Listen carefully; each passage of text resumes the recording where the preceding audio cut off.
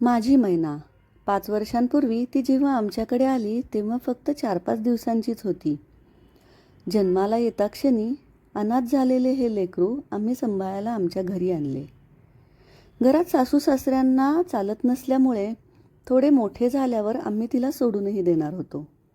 पण नियतीला कदाचित हे मान्यच नसावे आणि त्याचमुळे एका ट्रक ॲक्सिडेंटमध्ये जेमतेम 7 महिन्यांच्या मैनाने पुढील डावापाय गमावला. कदाचित आमच्यावर येणारे कुठले तरी मोठे संकट तिने स्वतःच्या अंगावर घेतले असावे. त्यावेळी माझ्या नवऱ्याने आणि माझ्या मुलाने तिची 3 महिने स्वतःच्या मुलीसारखी काळजी घेतली आणि मैनाने सुद्धा कायमस्वरूपी आमच्या घराचा ताबा घेतला. कुत्रे घरात तर मलाही आवडत नाही, त्यामुळे मैना अंगणातच असते. पावसाळ्यात तेवढे घरातील जिन्याखाली तिची रवानगी होते. यावर्षी सगळीकडेच प्रचंड थंडी पडली. मैना आल्यापासून याआधी पंढरपूरमध्ये अशी थंडी कधीच पडली नाही. त्यामुळे तिची थंडीची सोय करणे वगैरे आम्हाला कधी सुचलेच नाही.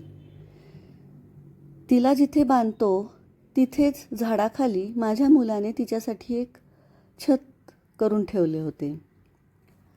पण आता मैनाला खरी गरज होती घराची, म्हणून आम्ही अडगळीत पडून असलेल्या सामानापासून तिला एक छोटेसे घर केले.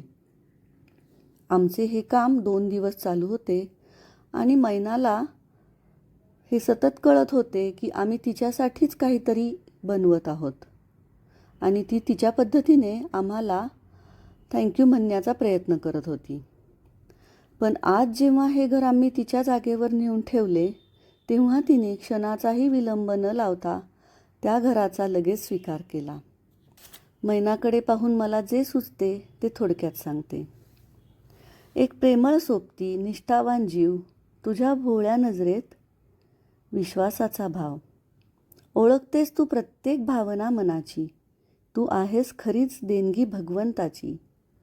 शब्दांशिवाय बोलणारी, डोळ्यांनी सांगणारी, तुझ्याजवळ आले की दुःखालाही विसरायला लावणारी, अशी ही माझी मैना.